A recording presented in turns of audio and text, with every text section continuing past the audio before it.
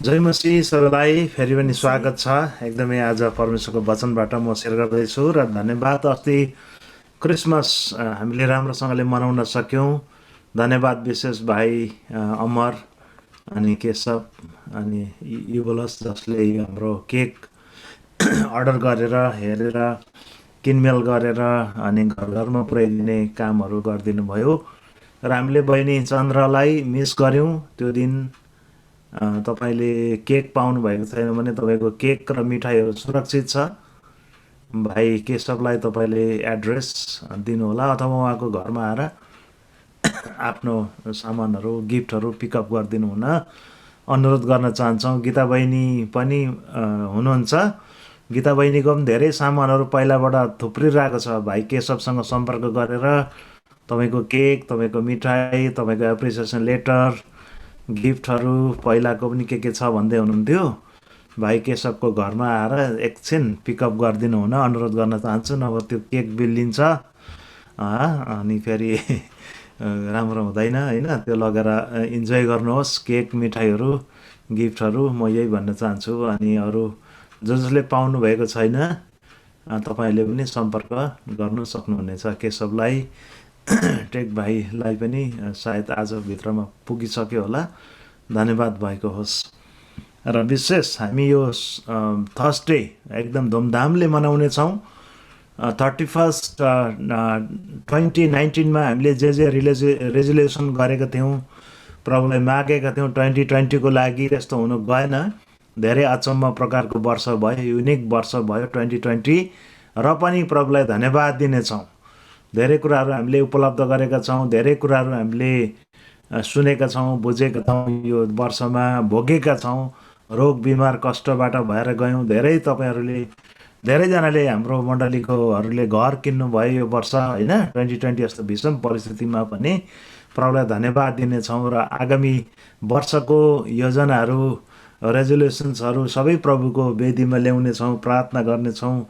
Bible भर्सहरू तपाईँले प्रतिज्ञा स्वरूप के पाउनुहुन्छ एज अ इन्डिभिजुअल परिवार, हामी त्यो पनि बुझ्नेछौँ।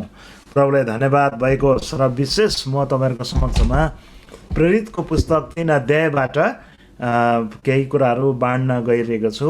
प्रेरित 3 अध्याय 1 पदबाट अगाडि 10 पदसम्म म पढ्दैछु।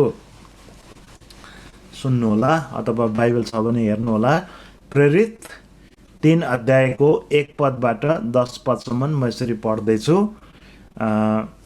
पत्रुस र योन्ना दिउँसो 3 बजे प्रार्थनाको समयमा मन्दिरमा जाँदै थिए।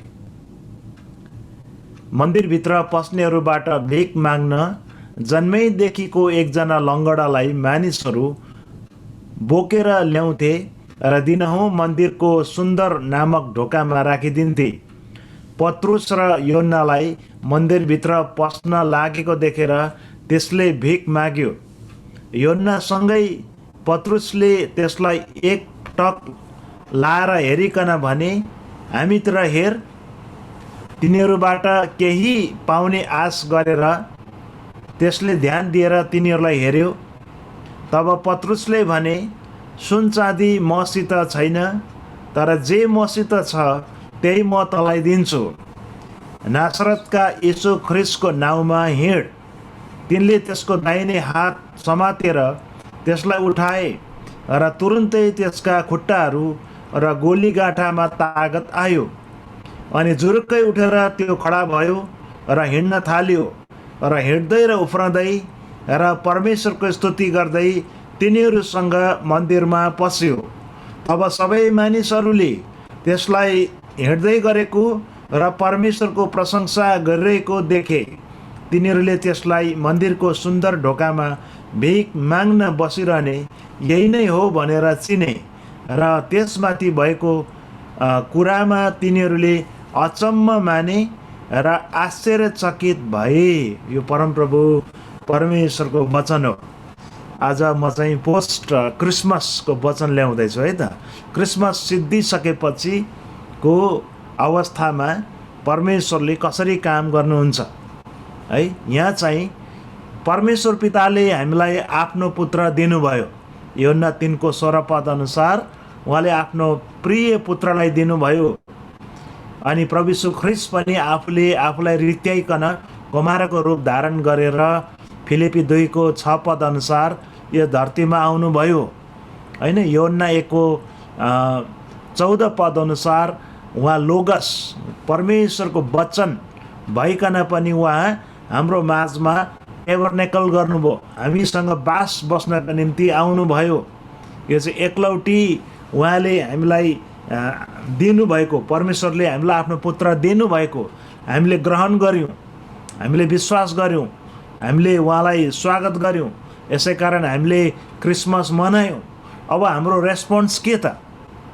अब परमेश्वर पिताले आफ्नो पुत्र त दिनुभयो, तर हाम्रो रेस्पोन्स के हो त? अब हाम्रो प्रतिक्रिया के हुन्छ त? त्यसैमा ताली बजाएर बसिरहने कि हैन, रमाइलो मात्रै रहने कि भोजै मात्रै खाइबस्ने कि? अब हाम्रो प्रतिक्रिया चाहिँ के हो त?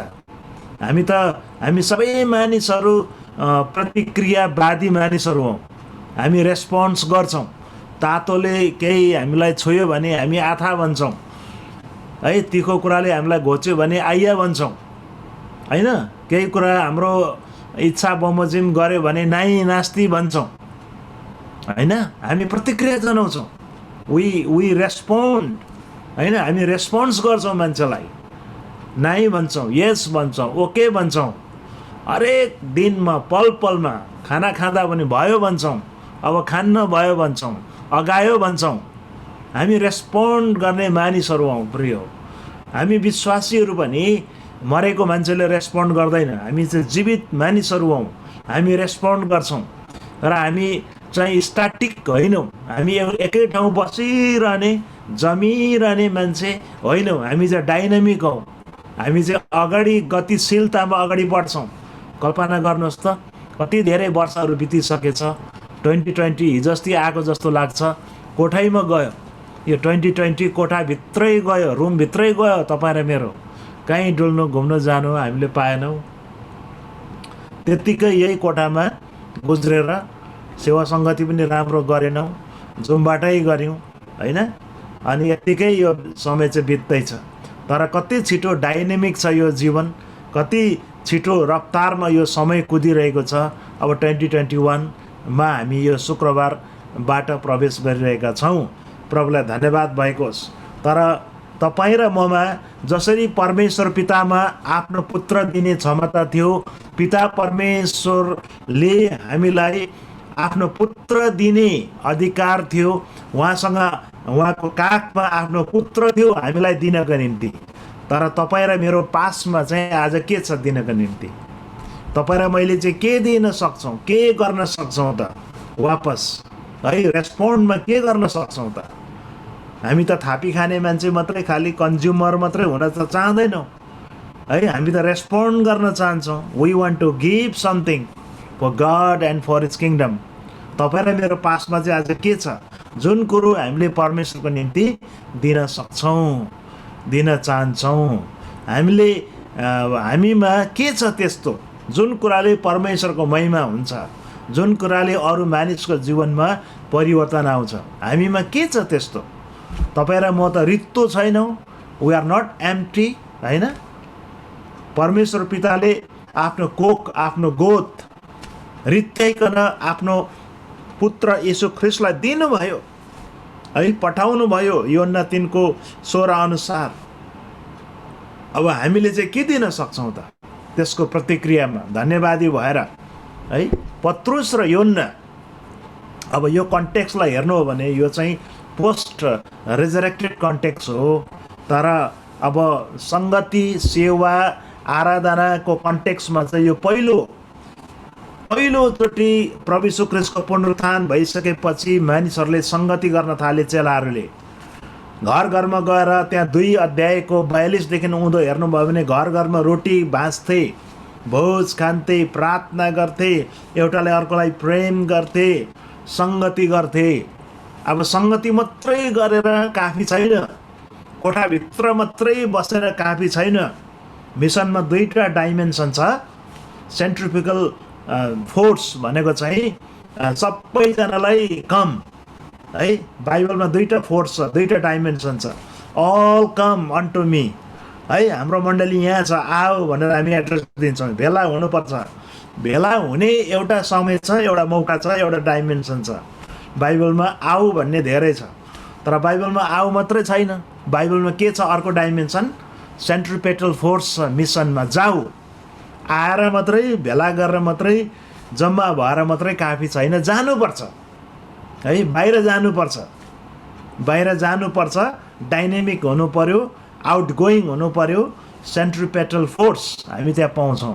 अब योन्ना माफ गर्नुहोस्, प्रेरित 2 अध्यायको 1 र 2 अध्यायमा चाहिँ चेलाहरू डरले कामेर एकै ठाउँ बसिरहेका थिए है, एकै ठाउँ बसिरहेका थिए, प्रार्थना सङ्गति गरिरहेका थिए, आश्चर्यचकित कर्महरू भइरहेको थियो।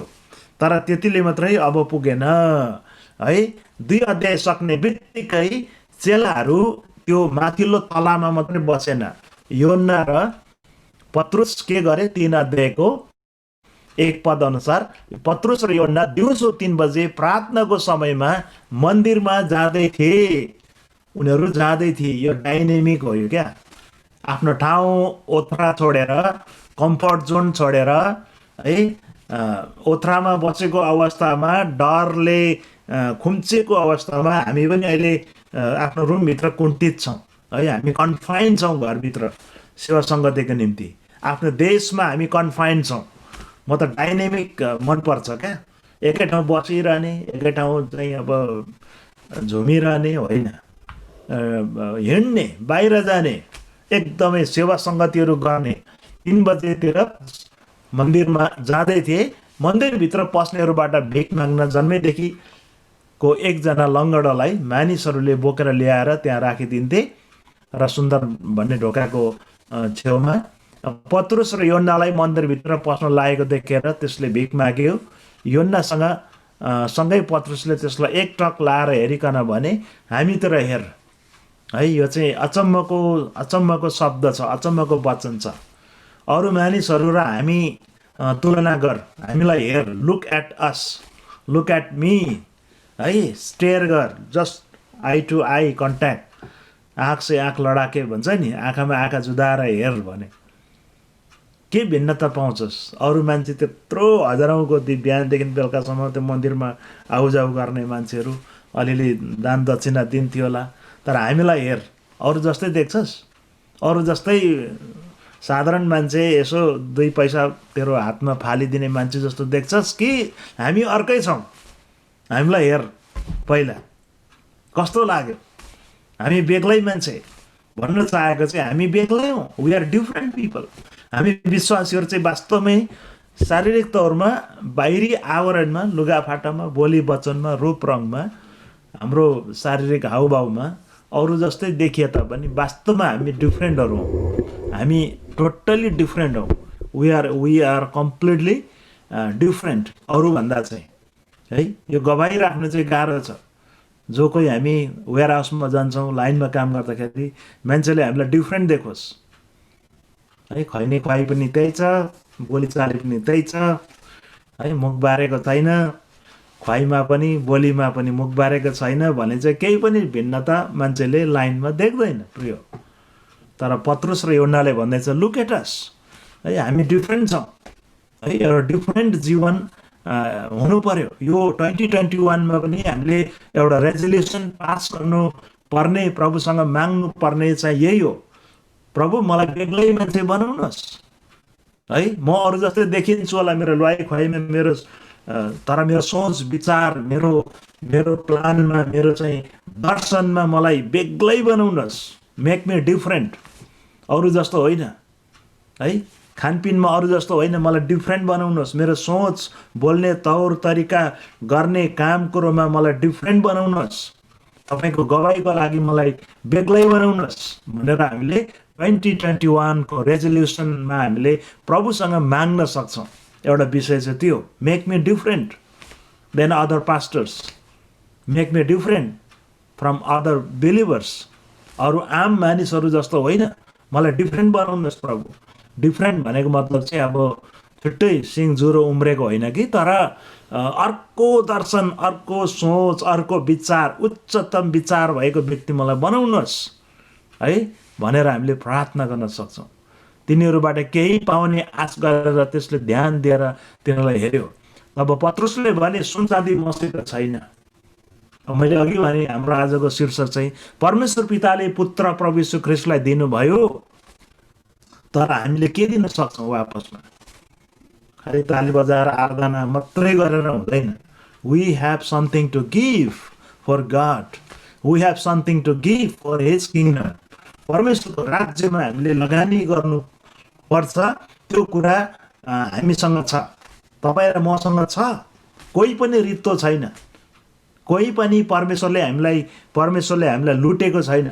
We are not naked, we are not empty है। हामी सबैसँग केही न केही चिज छ। त्यो चिज हामीले परमेश्वरको निम्ति दिन सक्छौँ। परमेश्वरले त रिलिज गर्नुभयो, आफ्नो पुत्र रिलिज गर्नुभयो। He unleashed his son Jesus Christ है। उहाँले चाहिँ रिलिज गरेर पठाउनु भयो। Who are we to retain that gift? हामीले त्यो रिटेन गर्न सक्दैनौँ। रिलिज गर्नुपर्ने बेलामा हामीले रिटेन गर्नु हुँदैन। रिटेन भनेको चाहिँ आफूसँग राखिराख्नु है, होल्ड गरिराख्नु, अरूलाई नदिनु, अरूलाई नभन्नु, अरूलाई नसिकाउनु, अरूलाई दुई शब्द राम्रो वचन नबोल्नु, अरूको निम्ति नगइदिनु, अरूको निम्ति नबोलिदिनु चाहिँ के हो? लोभी भएर रिटेन गर्नु, आफ्नो निम्ति मात्रै थुपार्नु, अरूको लागि फाइदा छैन, खालि आफ्नो लागि। रिटेन भनेको चाहिँ त्यो। But we are people of God, not to retain but to release. यो कुरा चाहिँ हामी जहिले पनि सम्झौँ। परमेश्वरले हामीलाई केही कुरा रिलिज गर्नको निम्ति दिनुभएको छ।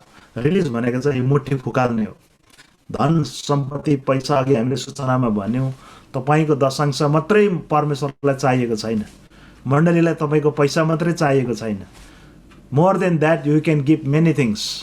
हामीले परमेश्वरको राज्यमा धेरै कुराहरू दिन सक्छौँ, धेरै कुराहरू रिलिज गर्न सक्छौँ है। अनि यहाँ पत्रुसले भन्दछ सुन र चाँदी मसित छैन। सायद पत्रुस र योन्नासँग सुन र चाँदी थियो भने त्यो पनि दिन्थ्यो, किनभने माग्ने मान्छे हो। सुन र चाँदी पनि दिन्थ्यो होला। हामीले एकछिन होइन रेड लाइटमा रोकेर चाहिँ होमलेसलाई यसो $1 है क्वार्टर दिएको जस्तो यसो विन्डो सिल खोलेर अलिकति दिन्छौँ हामीले होइन। उनीहरूले दिन्थ्यो होला, तर उनीहरूसँग बिल्कुलै थिएन। परमेश्वरका जनहरू, चेलाहरू भयभीत थिए है। सुन र चाँदी उनीहरूसँग थिएन। तर उसले के भन्दछ? तर जे मसित छ त्यही म तँलाई दिन्छु। यो कन्सेप्ट चाहिँ हरेक विश्वासीले लिनुपर्छ।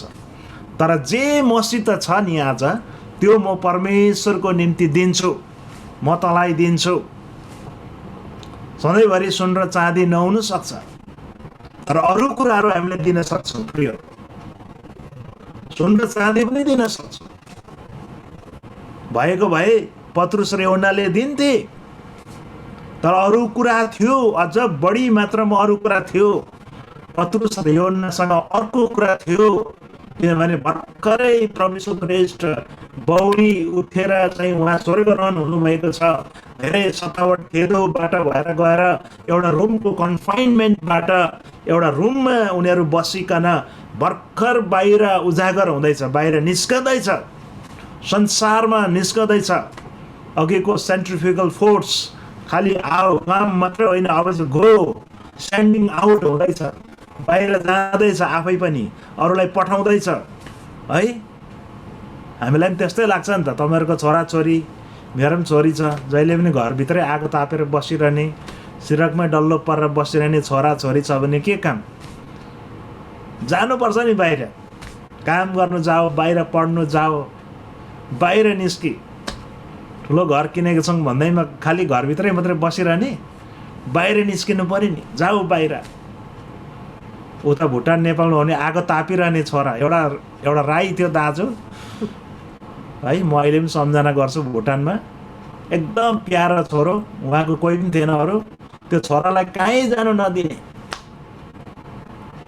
ढिलामा पुरा आगो तापेर फुल खरानी उठिसक्यो, खस्रो। छोरालाई खालि त्यो चुलामै मात्रै आगो तपाएरै बर्बाद गरे जिन्दगी बाउले। कहीँ अरूसँग जान नदिने, बाहिर मरद मान्छे बाहिर पठाउनु, देश विदेश पठाउनु, हाट बजार पठाउनु। छोराले सिक्छ, नयाँ कुराहरू सिक्छ, घरभित्रै मात्रै आगो तपाएरै जिन्दगी त्यो छोराको बाउले बर्बाद गराइदियो, रिलिज गर्नै सकेन। तर यहाँ पत्रुस र यूहन्नाले के गर्यो? मसित जे कुरा छ त्यही म तँलाई दिन्छु। आज हामीले सेवकाई गर्नको निम्ति धेरै रुपियाँ पैसा मात्रै चाहिँदैन है, धेरै जान्ने, प्रार्थना गर्ने, धेरै प्रचार गर्ने, दान वरदान मात्रै पर्दैन। गीत गाएर तपाईँले त्यो गीत, तपाईँको सङ्गीत, तपाईँको चाहिँ के छ ट्यालेन्ट, त्यो प्रभुलाई दिन सक्नुहुन्छ। तपाईँसँग एडमिनिस्ट्रेटिभ दान वरदान छ कि, प्रशासन गर्ने दान वरदान छ कि, तपाईँ एल्डरको भूमिका निर्वाह गर्न सक्नुहुन्छ कि, डिकनको भूमिका निर्वाह गर्न सक्नुहुन्छ कि, असल प्रार्थना गर्ने योद्धाको भूमिका निर्वाह गर्न सक्नुहुन्छ कि, अथवा तपाईँ एकदम राम्रो गिभर हुनुहुन्छ कि, दान दिने, च्यारिटी गर्ने, धेरै दुखी गरिबलाई दिने, मण्डलीमा दिने हुनुहुन्छ कि, खट्ने हुनुहुन्छ कि, सँगसँगै जाने हुनुहुन्छ कि, सुसमाचार सुनाउने हुनुहुन्छ कि, गवाई बाँड्ने हुनुहुन्छ कि, तपाईँसँग के छ gift? You have something already. केही नभएको मान्छे त यहाँ कोही पनि छैन। हामी प्रत्येकमा केही न केही ट्यालेन्ट, केही न केही खुबी, केही न केही दक्षता, त्यो स्ट्रेन्थ हामीसँग छ। त्यो सामर्थ्य परमेश्वरले हामीलाई दिनुभएको छ। त्यो कुरो चाहिँ परमप्रभु परमेश्वरलाई आज हामीले रिलिज गर्नुपर्छ। Not just to receive God son, है, छोरा पुत्रलाई पाएर आफ्नो गोदमा राखिराख्ने मात्र होइन, तर हामीले रिलिज गर्नुपर्छ। प्रिय, जे मसित छ त्यही म तँलाई दिन्छु, नासरत यीशु ख्रिस्टको नाउँमा हिँड। पत्रुस र यूहन्नासँग सबैभन्दा ठुलो कुरा चाहिँ यीशुको नाउँ रहेछ। प्रिय, येशूको नाउँ जब चाहिँ रिलिज भयो उनीहरूको मुखबाट प्रार्थना सहित, जब उनीहरूले रिलिज गरे, प्रोक्लेम गरे, डेलिभर गरे, है, डेलिभर गरिसकेपछि के भयो? येशूको नाउँमा हिँड भनिसक्दाखेरि त्यहाँ एक्सन पनि छ, स्पेसिफिक एक्सन। लङ्गोडोलाई चाहिएको के हो? उनीहरूले बुझे, परमेश्वरको दासहरूले, रुपियाँ पैसा होइन तँलाई, रुपियाँ पैसा त तैँले जन्मदेखि खाँदै आएको छस्, खोइ त तेरो जीवनमा सुधार। एक छाकको लागि मात्रै तँलाई म किन दिन्छु? तँलाई त म जन्मको लागि, जीवनकालभरिको निम्ति खुट्टा नभएको मान्छे, हिँड्न नसकेको मान्छेलाई हिँड्ने तुल्याउँछु भन्ने चाहिँ परमेश्वरको दास छोराहरूको जीवनमा आयो। एउटा भिजनरी मानिस पत्रुस र यूहन्ना चाहिँ ठुलो vision, one time to time, खालि अहिलेको वर्तमान आवश्यकता पुरा गर्नका निम्ति मात्रै उनीहरूले देखेन, तर उनीहरूलाई चाहिँ लाइफ लङ आवश्यकता के हो भन्ने कुरा अर्को डाइमेन्सनबाट देख्यो। प्रिय, लिडर्सहरूले पनि, भिजनरी अगुवाहरूले पनि, दर्शनयुक्त अगुवाहरूले पनि देख्नुपर्ने चाहिँ कुरा यो हो कि अहिले एट द फेस भ्यालु तुरुन्तै यसलाई यो कुराको आवश्यकता छ भनेर मात्रै दिने होइन। लाइफ लङ उनीहरूलाई चाहिएको कुरा, पर्दा पछाडि अरूले नसोचेको कुरा, है। खालि मान्छेले चाहिँ रुपियाँ पैसा दिएर मात्रै उसलाई चाहिँ यसो एक छाक दुई छाक खाना मात्रै खुवाएको थियो। तर पत्रुस र यूहन्नाले चाहिँ यो मान्छेलाई यीशुको नाउँमा हिँड्नु जरुरी छ, यीशुको नाउँमा यो मान्छे उठ्नुपर्छ। अनि भनिसक्दाखेरि तिनले त्यसको दाहिने हात समातेर त्यसलाई उठाए र तुरुन्तै त्यसको खुट्टाहरू र गोलीगाँठामा तागत आयो। अब यो 6 र 7 पद तपाईँले राम्रो अध्ययन गर्नुभयो भने दुईटा कुरा दिएको छ। पत्रुस र यूहन्नाले पहिला आत्मिकी कुरो दिएको छ, यीशुको नाउँ दिएको छ। अघि यीशुको नाउँ, यीशुको पुत्र हामीले ग्रहण गऱ्यौँ। अब यीशुको नाउँ, यीशु पुत्रलाई चाहिँ हामीले रिलिज गर्नुपर्छ अरूको सामु। निडीहरू धेरै छ, आवश्यक परेकाहरू धेरै छ। दुईटा, यो आत्मिकी कुरा पहिला रिलिज दियो। अब 7 पद अनुसार अर्को कुरा दियो। अर्को कुरा के दियो? तपाईँले त्यो पद पढ्नुहोस् त। तिनले त्यसको दाहिने हात समातेर त्यसलाई उठाए र तुरन्तै त्यसको खुट्टाहरू र गोलीगाठामा तागत आयो। कल्पना गर्नुहोस्, यीशुको नाउँमा हिँड भनेर प्रार्थना गरेर पत्रुस र यूहन्ना स्वाटै त्यो लङ्गडालाई नछुइकन गइहालेको थियो भने के हुन्थ्यो होला?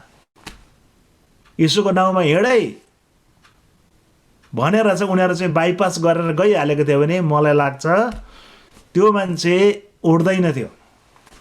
यीशुको नाउँले मात्रै उड्दैन थियो, किनभने त्यो चाहिँ शारीरिक रोग पनि हो, उसलाई शरीरमा उसलाई सहायता चाहिएको थियो। यसै कारण त्यति भनिसकेपछि उनले दाहिने हात दियो है। अब यहाँ फेरि उसले हात मात्रै दियो भन्दा हुन्थ्यो नि त, लेखकले पनि उसले हातले उठायो भनेर भन्दा हुन्थ्यो। किन दाहिने नै भन्नु पर्यो? किन वाइ राइट ह्यान्ड? किन दाहिने हातै? तपाईँको दाहिने हातमा धेरै बल हुन्छ, देब्रे हातमा अलिक कम्ती हुन्छ। उसले हातको बल दिनु पर्दा पनि बेस्ट दिनु पर्यो के, बेस्ट बल दिनु पर्यो के। कोनी के पुछ्ने दाहिने देब्रे हात चाहिँ दिएन नेपालीमा कसैलाई, तपाईँको होइन देब्रे हातले यसरी छ्यास चिया दिन्छ भने हाम्रो नेपाली परम्परामा के हो? आदर गरेन। देब्रे हातले दे, दुइटै हातले दे, यसरी दुइटै हातले दे, देब्रे हातले छ्यासै पास गर्नु। अब यहाँतिर त दिन्छ होला, तर हाम्रो नेपाली परम्परा संस्कारमा राम्रो होइन है। देब्रे हातमा चाहिँ वास्तवमा यदि लेफ्टी हो भने त अब तागत होला, तर राइट ह्यान्डमा चाहिँ बढी तागत हुन्छ। राइट ह्यान्ड चाहिँ अब संस्कार अनुसार पनि गुड प्रोसेस हो, एउटा प्रोसेस हो, राम्रो आदर हो। दाहिने हातले उसलाई उठायो, एउटा शारीरिक बल, तागत, सपोर्ट दियो, सपोर्ट नेभिगेट गरिदियो।